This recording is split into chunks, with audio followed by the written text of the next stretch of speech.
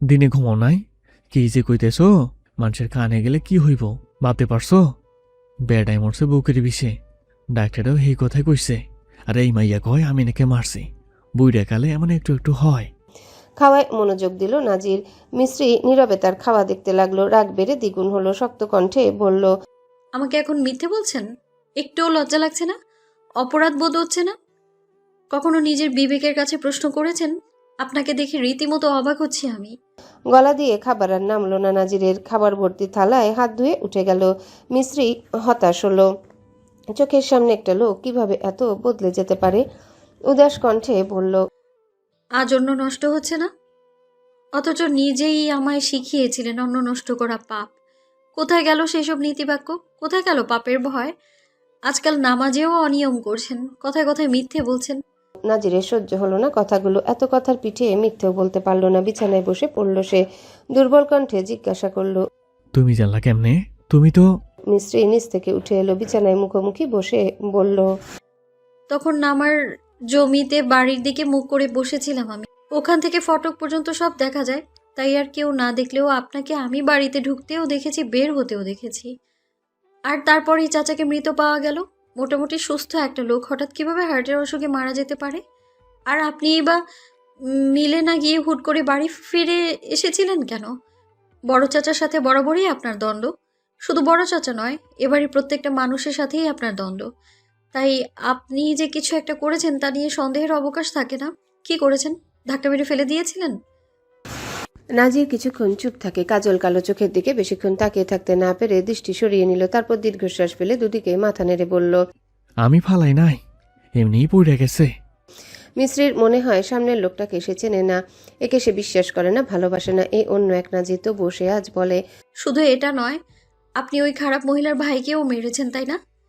এত নিষ্ঠুর কি করে হতে পারেন আপনি? একা একা তো এত কিছু করা সম্ভব নয়। কে ছিল সঙ্গে? আমাদের বাড়ির কেউ? না, তারা হবে না। সবাই তো হলুদে ব্যস্ত ছিল। তাহলে আপনার ভাই? আজ বোধহয় নাজিরের অবাক হওয়ার পালা। চতুর নাজিরের চতুরতা কিনা শেষমেশ ধরা পড়ে গেল এই পুচকে মেয়ের কাছে। জিজ্ঞাসা করলো, এটা জানলা কেমনে? আপনার ভুলের কারণে জেনেছি। আমার ভুল? আপনাকে আমি যতটুকু চিনি আপনি কথার খেলাপ করার মানুষ নন। বলেছিলেন রুহুল ভাইয়ের হলুদে যাবেন, কিন্তু সময় মতো যাননি। যখন গেলেন তখন আপনাকে অদ্ভুত লাগছিল, চোখে ছিল ভয়। ভয় আপনার সাথে যায় না। সর্বশেষ শার্টের কলারে রক্তের দাগ। জিজ্ঞেস করার পর কি বোকা বোকা সব যুক্তি দিলেন বলুন তো? বাড়িতে ফেরার পর শুনলাম ওনার নিখোঁজের সংবাদ। এরপরেও কি আর কিছু বোঝার বাকি থাকে? মিস্ত্রি থামলো। চোখ ভিজে উঠেছে তার। পুনরায় বলল, আমায় কি এখনো বাচ্চা মনে করেন? হ্যাঁ, বয়সে অভিজ্ঞতায় হয়তো আমি আপনার হাঁটুর সমান, কিন্তু শাহবাড়িতে বউ হয়ে আসার পর থেকে আমার বয়স অনেক আগেই বেড়ে গেছে। এখানে এসে আমি অনেক অভিজ্ঞতা অর্জন করেছি। সাংসারিক প্যাচ শিখেছি, নিজেকে রক্ষা করতে শিখেছি, সংসার সামলাতে শিখেছি, আপনাকে বুঝতে শিখেছি। এই যে দেখুন, আপনার সন্তানও গর্ভে ধারণ করে বসে আছি আমি। এত কঠিন কাজ কি ছোট মানুষরা করতে পারে? মা বলে মেয়েদের শারীরিক এবং মানসিক বয়স বাড়ে বিয়ের পরে, সংসারের জাতাকলে পড়ে। আমারও তো বেড়েছে। কথা বলতে বলতে স্বামীর হাতটা টেনে ধরে নিজের গর্ভে ছোয়ালো সে। নাজিরের শরীরটা যেন খানিক কেঁপে উঠল। নারীদের মাতৃত্ব জেগে ওঠে গর্ভে সন্তানের উপস্থিতি টের পর থেকে। আর পুরুষদের পিতৃত্ব জেগে ওঠে সন্তান ভূমিষ্ঠ হওয়ার পর তাকে বুকে জড়িয়ে ধরে। কিন্তু নাজিরের ক্ষেত্রে তা ভিন্ন। স্ত্রীর গর্ভে নিজের সন্তান আগমনে সংবাদ শোনার পর থেকে সে বেপরোয়া গম্ভীর হয়ে উঠেছে। কি করবে না করবে বুঝে উঠতে পারছে না। মিস্ত্রি তার হাতটা ছাড়ল না। নিজের আরেকটা হাত স্বামীর গালে রেখে বলল, বিশ্বাস করুন, আপনার সাথে পাপ শব্দটা একদমই যায় না। সোহেলের ঘটনা ভিন্ন। সেদিন ওই বাজে পরিস্থিতিতে না পড়লে আমি কখনো তাকে আঘাত করতাম না, আপনাকেও করতে দিতাম না। কিন্তু এখন যা করছেন তা অনুচিত। সবাই যখন জানতে পারবে, সেসব ছাড়ুন, আমাদের সন্তান বড় হয়ে যখন জানতে পারবে তার বাবা কাউকে খুন করেছে, তখন তার মনের উপর কি প্রভাব পড়বে ভাবতে পারছেন আপনি? আমি আপনাকে হারাতে পারবো না। আমাদের সামনে এখনো গোটা একটা জীবন পড়ে আছে। আপনার সাথে আমার সংসার করা বাকি, শেষ নিঃশ্বাস পর্যন্ত একসঙ্গে পথ চলা বাকি। আপনি আমার সেই স্বপ্ন ভাঙতে পারেন না। কেঁদে ফেলল মিস্ত্রি। নাজির তাকে নিজের বুকের মাঝে আগলে নিল। চোখ বন্ধ করে বড় বড় নিঃশ্বাস ছেড়ে বলল, আমার অর্ধেক জীবন গেছে আমার বাপের দেখভাল আর ভাইয়ের স্বপ্ন পূরণের পেছনে। বাকি অর্ধেক শুধু তোমার আর আমাকে সন্তানের। এই জীবনে আমি আমার মায়ের লাগে ঘৃণা ছাড়া কিছু করতে পারি নাই। যখন সত্য জানছি তখন কেমনে মুখ ফিরিয়ে নেই কত। প্রতি পদে পদে ওরা আমারে ভাঙতে চাইছে। কখনো আমার বাপরে আঘাত কইরা, কখনো আমার বউরে আঘাত কইরা, আবার কখনো আমার খামার ফসল নষ্ট কইরা। তুমি কিচ্ছু জানো না। তুমি জানো না আমি কত কষ্টে হ্যাগো মাঝে বড় হইছি। তুমি জানো না একবেলা খাওয়ান জোগানোর লাইকা কত পরিশ্রম আমি করেছি। তুমি জানো না আমার খারাপ দিনে কেউ আমার মাথায় হাত রাখার মতো আসিল না। কেউ আসিল না, কেউ আসিল না আমার কথা শোনার। ওরা নিজেরা অন্যায় কইরা তোমার দাদারে এত বছর ধইরা আমাকে কাছে অপরাধী কইরা রাখছিল। আমি যতদিন ওগরে শেষ না করতাম তাইলে ওরা আমাকে শেষ করে দিত। আমাকে সংসার বাচ্চা সব শেষ করে দিত।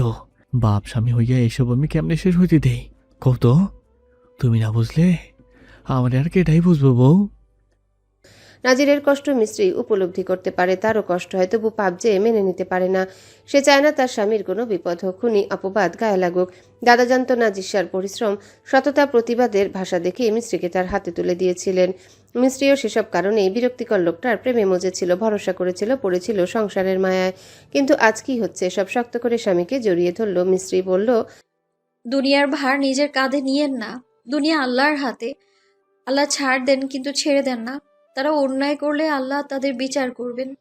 আল্লাহ ন্যায় বিচারক। আপনি তাদের শাস্তি দেওয়ার কে? কি বা শাস্তি দিবেন? মৃত্যু? কেউ তো অমর নয়। আমি, আপনি সবাই একদিন মৃত্যুবরণ করবেন। তাহলে না না বলতেন, অন্যায় বা মিথ্যে কখনো চাপা থাকে না। তুমিও যদি অন্যায়কারীর মতো আচরণ করো তাহলে তার আর তোমার মধ্যে পার্থক্যটা কোথায় থাকলো? সে অধম বলিয়া কি তুমি উত্তম হইবে না? প্রয়োজন হলে এখান থেকে আমরা অন্য কোথাও চলে যাব। আব্বা তো বলেছে যে কোনো সমস্যা হলে সাহায্য করবে। তবু আপনি পাপ থেকে বেরিয়ে আসুন। নিজের হাতে রক্ত তুলে নেবেন না। আল্লাহ নিশ্চয়ই আমাদের জন্য ভালো কিছু রেখেছেন। আমি জানি আপনি বিশ্বাসী। এখনো বেশি দূর যাননি আপনি। দয়া করে এখানেই থেমে যান, তওবা করুন। আল্লাহ ক্ষমা করে দেবেন নিশ্চয়ই। তিনি তো ক্ষমাশীল। তবু এভাবে জীবনটা নষ্ট করবেন না। এই জীবন শুধুই আল্লাহর আমানত। আমি আপনাকে কখনো ঘৃণা করব না, ঘৃণা করতে পারবো না আমি। আব্বার ছোট ভাইজানের পর আপনিই একজন যাকে আমি খুব ভালোবাসি, ভরসা করি। নাজির হতভম্ব হয়ে বসে রইল। সহধর্মিনীর কথায় আজ তার অহমিকার প্রাচীর যেন ভেঙে চুরমার হয়ে গেল। উপলব্ধি করল এত গভীরভাবে কখনো সে ভাবেনি। সৃষ্টিকর্তার কাছে আশ্রয় চায়নি। এতদিন শুধু প্রতিশোধের নেশায় মত্ত ছিল। প্রতিশোধ আসলে কি? কি আছে এতে? মানুষ কি আদৌ কারো অন্যায় বিচার করতে পারে? শুধু মৃত্যু কি অন্যায় শাস্তি? বৈশাখের কড়া রোদে গৃহস্থ বাড়ির ধানের কাজ শেষ হয়ে জ্যৈষ্ঠের আগমন ঘটেছে। আম কাঁঠাল পাকার গন্ধ চারিদিকে ছড়িয়ে পড়েছে। লতিফ, মিল্টন এখন সুস্থ। ধান মিলে তাদের প্রচুর ব্যস্ততা। নাজি সুযোগ বুঝে কম দামে বছরের জন্য কয়েক মণ চাল কিনে রেখেছে। সংসার তো চালাতে হবে। আমিরুল শাহর 40 গতকাল শেষ হয়েছে, তবে শাহবাড়ির ভেতরে শান্তি নেই। তার সাথেই যেন মাটির নিচে চাপা পড়েছে। ফরিদা আগের তুলনায় শান্ত হয়ে গিয়েছেন। সংসারের সর্বে সর্বা এখন বিথি। নির্দিত নিজেকে বড় কিছু মনে করছে। শান্তশিষ্ট সামিউলেরও অনেক পরিবর্তন হয়েছে। যখন তখন মেঘের মতো গর্জে উঠছে। গত রাতেও বাড়িতে প্রবেশ ঘটেছে আজে বাজে লোকের। শোনা গিয়েছে হাসির শব্দ। বাইরের আড্ডা এখন ঠাঁই পেয়েছে ঘরে। তার পাশাপাশি চাচার সাথে দুদিন পর পর ব্যবসায়িক কাজকর্ম নিয়ে ঝামেলা তো লেগেই আছে। মমিনুল শাহ এতে অতিষ্ঠ। বাপকে সহ্য করেছেন বলে ছেলেকেও সহ্য করবেন নাকি? যে কোনো সময় ঝড় আসতে পারে। নাজির তাদের সেই ঝামেলার আগে পাচ্ছে কোথাও নেই। এক ফাঁকে আমিরুল শাহ থেকে প্রাপ্ত জমির কিছু অংশ নওশাদের নামে রেজিস্ট্রি করে দলিল নিরাপদ স্থানে সুরক্ষিত করে রেখেছে সে। তাই এসব নিয়ে চিন্তার প্রয়োজন নেই। তবে তার চিন্তা অন্য জায়গায়। গতকাল উঠোনে ঝাড়ু দিতে গিয়ে মরিচ গাছের নিচে একটা তাবিজ, ভিন্ন ভাষায় লেখা ছোট্ট একটা কাগজ, আর কিছু মেয়েলি চুল পেয়েছিল শালিক। সেটা দেখেই মর্জিনা বলে উঠলেন, পর্ব 64। এইসব দিয়ে তো কালা জাদু করে। আমগো বাড়িত কইতে আইলো। তৎক্ষণাৎ সেগুলো নিয়ে মসজিদের ইমামের কাছে গিয়েছিল নাজির। মর্জিনার কথায় ঠিক। হুজুরও বললেন, সূরা উল্টা কইরা লেখা। মাইয়া লোকের চুল দেখা যায়। কাউরে নিশ্চিত সন্তান নষ্ট হওয়ার বান মারা হইছে। তুমগো বাড়িত ফুয়াতি কেডা? আমার বউ। কোনো অদ্ভুত পরিবর্তন লক্ষ্য করছো? নাজির ভাবার জন্য সময় নিল। কিছুদিন ধরে মেয়েটা ঠিক মতো খায় না, মেজাজ খিটখিটে, তার সাথে ঠিক করে কথা বলে না। সেদিনই তো বলছিল পেট ব্যথা করছে। সব শুনে হুজুর পানি পড়া আর রুকাইয়া করার পরামর্শ দিলেন। নাজির নিশ্চিত বড় চাচি ছাড়া এই কাজ আর অন্য কারো নয়। এই মহিলাকে সে অনেক দিন আগে ভোরবেলায় তা বিছাতে ফিরতে দেখেছিল। এক হাতে লুঙ্গি উঁচিয়ে কলা খেতে খেতে বাড়ির পথ ধরল নাজির। ফটক পেরিয়ে ভেতরে ঢুকতেই ভালো মেজাজখানা বিগড়ে গেল। আজকাল কিছুতেই সে মেজাজ ঠিক রাখতে পারছে না। মাচায় গোল হয়ে বসে কয়েকজন লোকের সাথে বিড়ি খেতে খেতে তাস খেলছে সামিউল। ওদিকে বাড়ি নারীরা দুপুরে রান্না চাপিয়েছে চুলায়। লোক তিনটে খেলার ফাঁকে তাদের দিকে তাকাচ্ছে, বিশেষ করে শালিকের দিকে।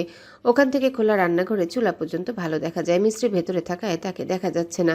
নাজির গলা খাকারি দিয়ে নিজের উপস্থিতি জানান দিল। কলার খোসা চুলার ধারে ফেলে হেঁটে চলে গেল মাচার কাছে। গম্ভীর কণ্ঠে বলল, ভদ্রপুরে কোন ভদ্রলোকের বাড়ির মানুষে এমনি আড্ডা দেয় ভাই?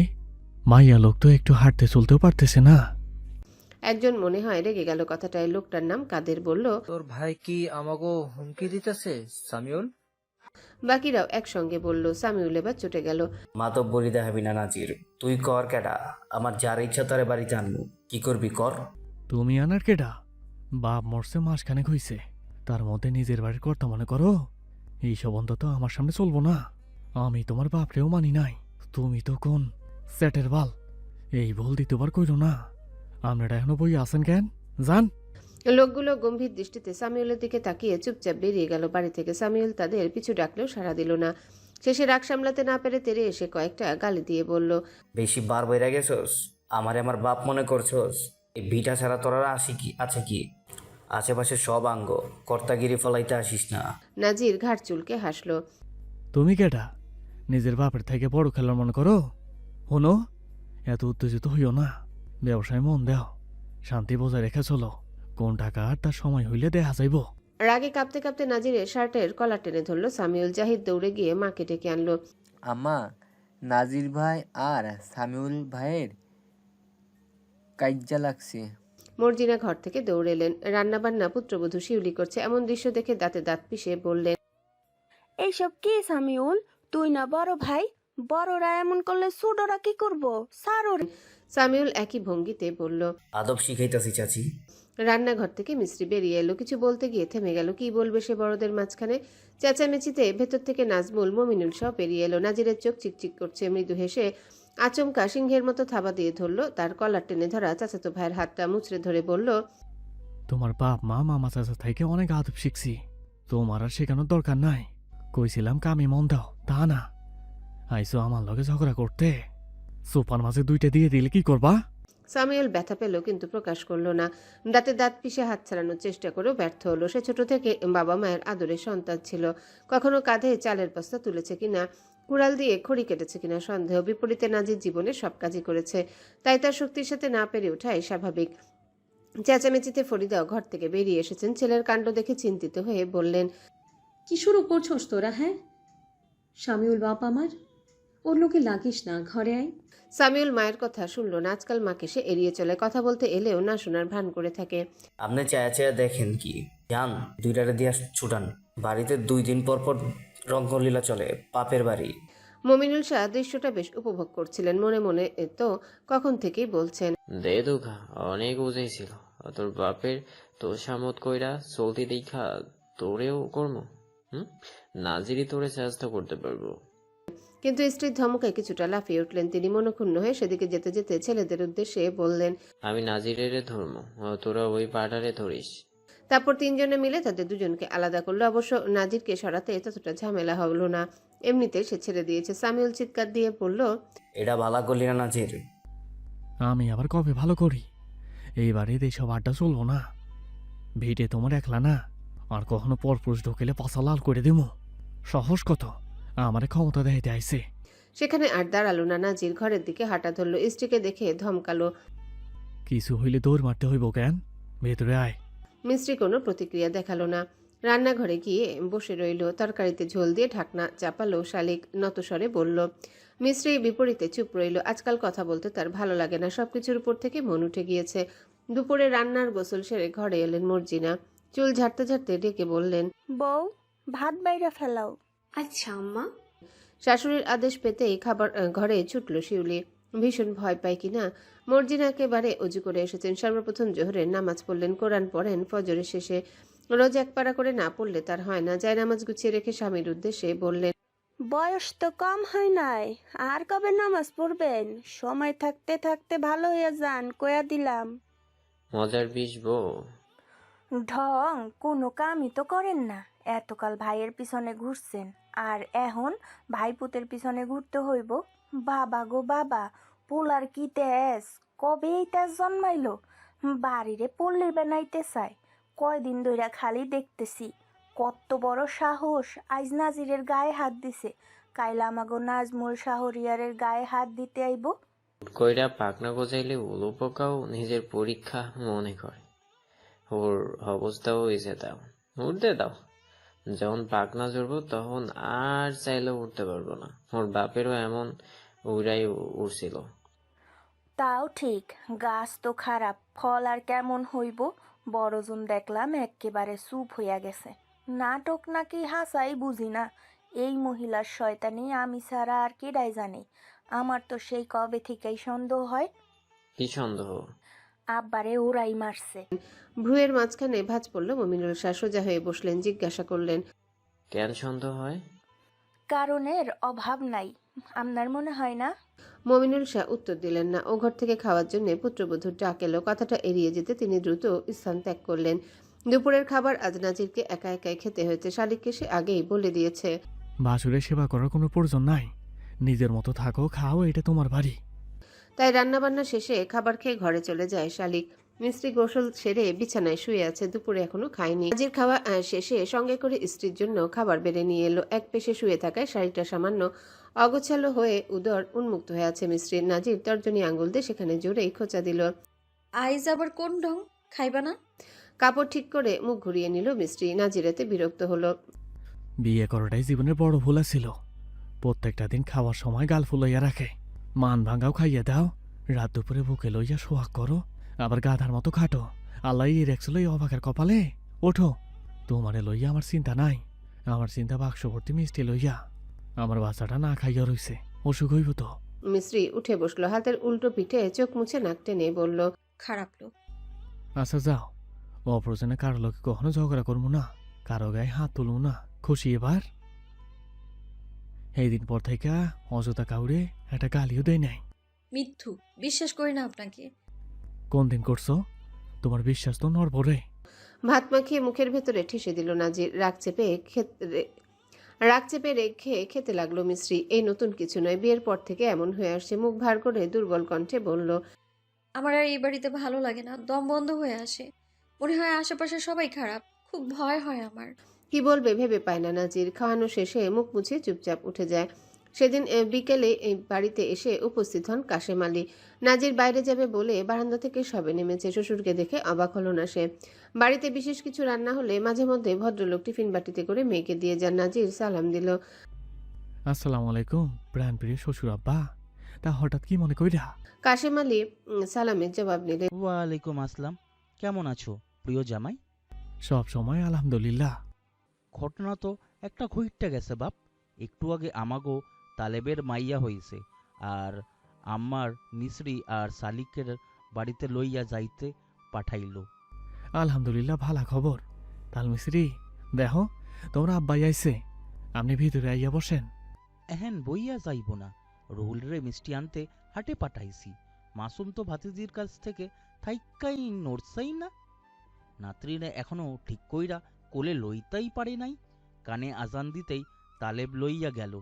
স্বামীর ডাকে মিস্ত্রি ছুটে এলো ঘরের বাইরে। নাজির ধমকালো। দৌড় মারলা কেন? মিস্ত্রি সে কথার উত্তর দিল না। সব কথা ঘরে বসে এসে শুনেছে। আনন্দিত কণ্ঠে বলল, একটু দাঁড়াও আব্বা, আমি তৈরি হয়ে আসছি। মিস্ত্রি ঘরে চলে গেল। শালিকও বেরিয়ে এলো। কাশেম আলী তার উদ্দেশ্যে বললেন, তুই তো একটু তাড়াতাড়ি তৈয়ার হ মামা। সেও মাথা নাড়িয়ে চলে গেল। এবার কাশেম আলী জামাতাকে বললেন, তুইও কিন্তু আইসা পড়িস, রাইতে থাকবি। ফুপা হিসাবে দায়িত্ব আছে না। পরে যেমন না হয়। সবসময় খাইলি বাহানা। ওই একটা কথা দাদির একটু কইয়েন, আমার বউডারে রুকাইয়ার ঝাড়ফুঁক করাই দিতে হবে। আমি এত কিছু বুঝি না, তা হুজুরের কাছ থেকে পানি পড়া আয়না খাওয়াইছি, নিজে টাকটুক সুরা পইরা ফু দিছি। ওর আবার কি হয়েছে? তেমন কিছু না, কয়দিন আগে তাবিজ পাইছিলাম পথি মাইয়া, তাই আর কি। বিস্তারিত কিছু জানালো না। নাজির ভেতর থেকে কেদার এনে শ্বশুরকে বসতে দিল। কিছুক্ষণ আগে গাছ থেকে ডাব পেরেছে জাহিদ। সেখান থেকে বড় একটা ডাব কেটে হাতে ধরিয়ে দিয়ে বলল, খাইতে থাকেন, আইতেছি আমি। ঘরে চলে এলো নাজির। এটুকু সময়ের মধ্যে কি যেন ভেবেও ফেলল। বরাবরই তার মস্তিষ্ক একটু দ্রুত চলে। মিস্ত্রি বোরখা পরে তৈরি, এখন শুধু ব্যাগ গোছাচ্ছে। নাজির নিজে থেকে বাদবাকি পোশাক, প্রয়োজনীয় সব জিনিসপত্র তাতে ভরে দিল। তার কাণ্ড দেখে মিস্ত্রি অবাক হয়ে জিজ্ঞাসা করল, কি করছেন এসব? একেবারে চলে যাচ্ছি নাকি? কয়দিন তো থাকবো। সব লাগবে না। লাগবো? মিস্ত্রি আর কিছু বলতে পারল না, চুপচাপ দাঁড়িয়ে দেখল স্বামীর কাণ্ড। ব্যাগ গোছানো শেষে আচমকায় সে স্ত্রীকে জড়িয়ে ধরল। মিস্ত্রি অপ্রস্তুত হলো, আমতা আমতা করে বলল, কি করছেন? মাথা গেছে? অন্যরা মাসের পর মাস বাপের বাড়িতে বেড়ায়, অথচ আমি দুদিনের জন্যও যেতে পারি না। রাতে তো আসবেন নাকি? নাজির উত্তর দিল না, কপালে চুমু দিয়ে বলল, নিজে যত্ন নিও। আমার থেকেও আমাকে সন্তানে এখন বেশি গুরুত্বপূর্ণ। তার ক্ষতি হইব এমন কিছু কইরো না। লোকটার কাণ্ড কারখানা দেখলে মাঝে মধ্যে সে অবাকই হয়, তবুও মাথা নাড়ালো। তারপর বিদায় নিয়ে বাবার সাথে চলে গেল। সাথে ছিল শালিকও। আতুর ঘরে শুয়ে আছে পলি, সদ্য ভূমিষ্ঠ কন্যা মায়ের পাশে নিশ্চিন্তে ঘুমাচ্ছে। রাতের মধ্যেই সবাই বাড়িতে পৌঁছে গিয়েছে। কাশেম আলী আর নজরুল আলম এতক্ষণ আশেপাশে মিষ্টি বিতরণ করেছেন। মিষ্টি পরিষ্কার হয়ে ভাবির পাশে এসে বসলো। ভাতিজির দিকে তাকিয়ে বলল, মাশাআল্লাহ, কন্যার জননী হয়ে কেমন লাগছে ভাবি? পলি হাসলো। ভালোই লাগতাছে, তবে ভাবছিলাম পোলা হইব। সুজন ভাইজানের প্রথম মেয়ে হয়েছে, বড় ভাইজানেরও হয়েছে। আমাদের বাড়িতে ভাইয়ে ভাইয়ে কত মিল দেখেছো? চাচারও প্রথম ছেলে, আব্বারও প্রথম ছেলে, ওইদিকে 3 ফুপুর আবার প্রথম সন্তান মেয়ে, কি মিল! আমার তো শখ আছিল তোমার আর ফাহমিদার মাইয়া হইলে তোমার পোলার বউ কইরা ঘরে তুলমু। এখন কি হইব, শখ আর পূরণ হইল না। হায় হায়, এক ছেলের 2 বউ! হ, ভালোই হইতো। মিস্ত্রি হেসে ফেলল। পলিটা যা তা, কিছুক্ষণ আগে নারী ছেলে সন্তান জন্ম দিয়েছে, অথচ এখনো মুখটা বন্ধ হয়নি, বকবক করেই যাচ্ছে। বাবা হয়ে তালেবের আনন্দ যেন দেখার মতো। পলি আর তার মেয়েকে ঘরে নিয়ে যাওয়া হলো। তালেবের মধ্যে মেয়ের নামও ঠিক করে ফেলেছে, মেয়ের নাম বেলি। রাতে সেই ঘরে আর কাউকে ঢুকতে দেওয়া হলো না। সৈয়দুন্নেসাও তাদের বিরক্ত করতে সবাইকে নিষেধ করে দিলেন। বউটাও তো অসুস্থ। মিস্ত্রি দাদির ঘরে গিয়ে শুয়ে পড়ল। বৃদ্ধা নাতনির মাথায় হাত বুলিয়ে দিতে দিতে জিজ্ঞাসা করলেন, সোহের নিচে কালি পড়ছে কেন? ঘুমাস না? ঘুম আসে না, এলেও মাঝরাতে বাজে স্বপ্ন দেখে ভেঙে যায়। পেটে পুলা পাইন নড়ে না? না তো, নয় নাকি? হ, তোর কয় মাস জানি? ফাহমিদারটা নাকি অনেক নড়ে। হরি কোনো হেনে যাইতে দেয় না। ওর ভাগের হরিটা ভালা পড়ছে নাকি খারাপ পড়ছে বুঝি না, তই একটু কুসংস্কারী। পরক্ষণে নাতনির গাল টেনে দিয়ে বললেন, তবে আমগো ভাগে ভালা একটা জামাই পড়ছে। ভালো না ছাই, সারাক্ষণ খালি চিন্তায় রাখে। যতক্ষণ কাছে থাকে ততক্ষণ শুধু চিন্তা আর চিন্তা। বাড়িতে নতুন অতিথি আগমনের আজ 7ম দিন। আগেকার জন্য উঠোনে জলপাই গাছে মোটাসোটা একটা খাসি বেঁধে রাখা হয়েছে। ঘাসের উপরে পিড়ি পেতে বসে ধারালো ছুরি ধার দিচ্ছে কষায়। একটু পরে খাসিটাকে জবাই করে রান্নার উপযোগী করে পাশের জমিতে প্যান্ডেল করে তার নিচে অতিথি আপ্যায়নের ব্যবস্থা করা হয়েছে। পারুল বারান্দায় মাদুর বিছিয়ে নাতনির গায়ে সরিষার তেল মাখাচ্ছেন। কিছুক্ষণ আগেই তাকে গোসল করানো হয়েছে। বেলি ফুলরে তেল মালিশ করতাছি যাতে ঠান্ডা না লাগে। আরাম লাগতাছে না বইনে? বেলি কিছু বুঝতে বলে মনে হলো না, তবে দাদির ঠোঁট নাড়ানোর হাসি দেখে দন্তহীন মারি বের করে সেও হেসে দিল।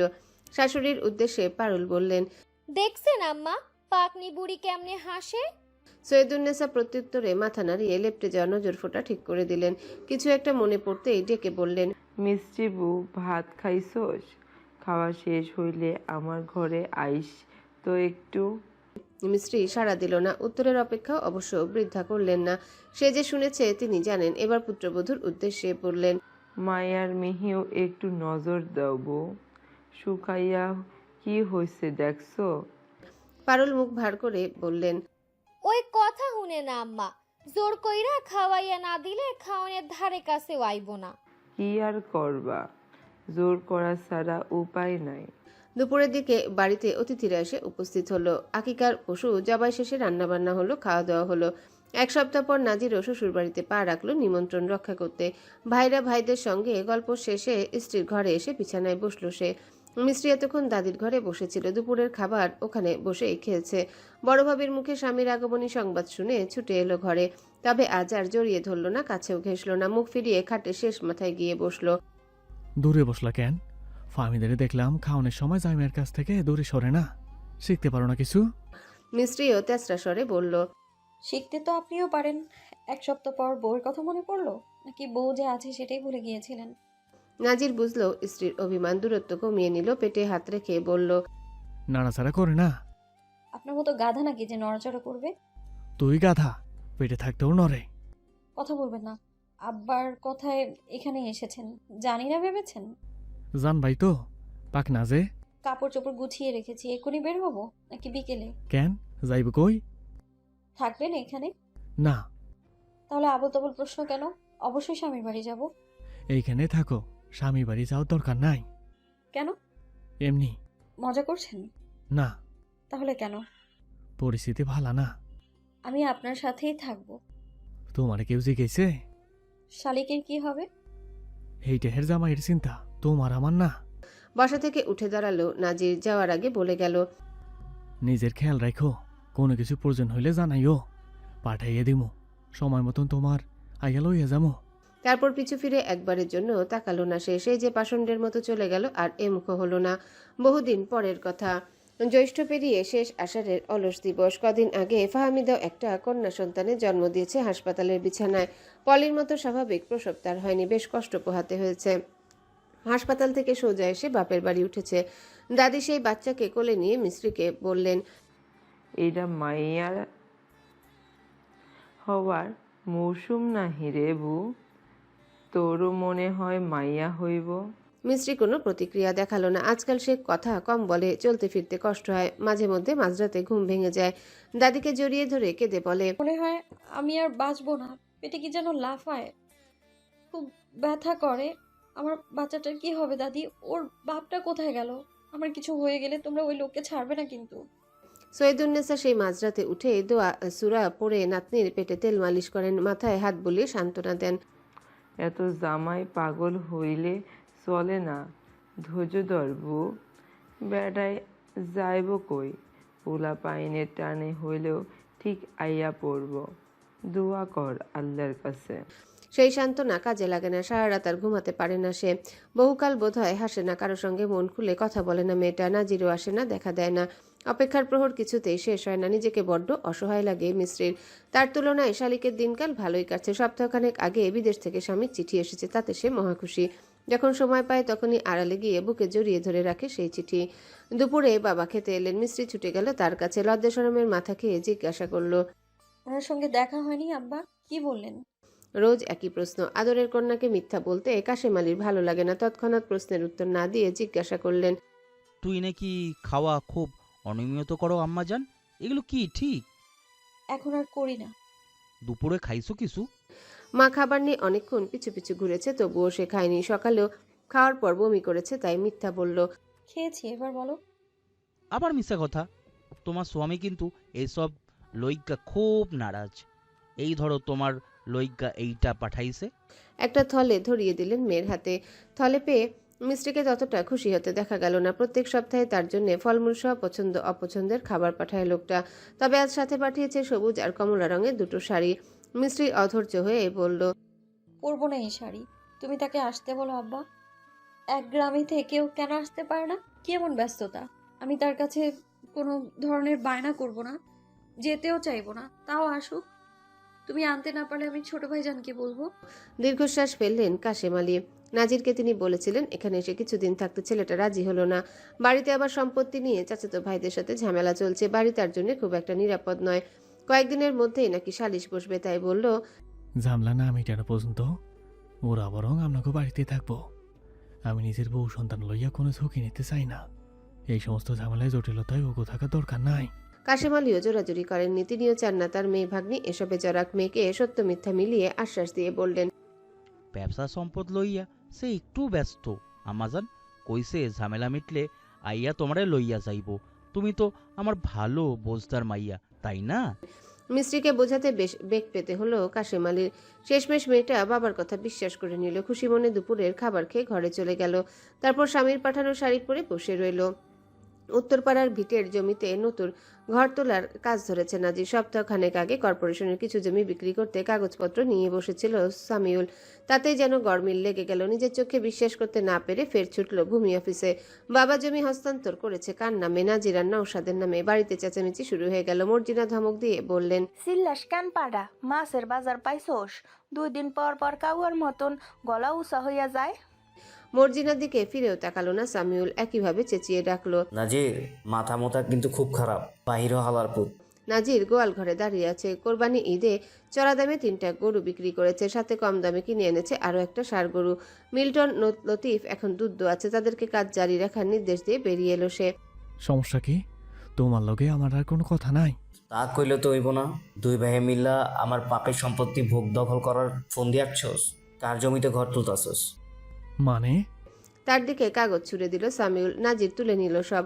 সম্পত্তি হস্তান্তরের খবর তার মানে জেনে গিয়েছে ছেলে, তাই নাজির আল্লু কালো না বলল, হ্যালো বন্ধুরা, পরবর্তী পার্ট খুব তাড়াতাড়ি আসবে, তো সবাই অপেক্ষায় থাকো।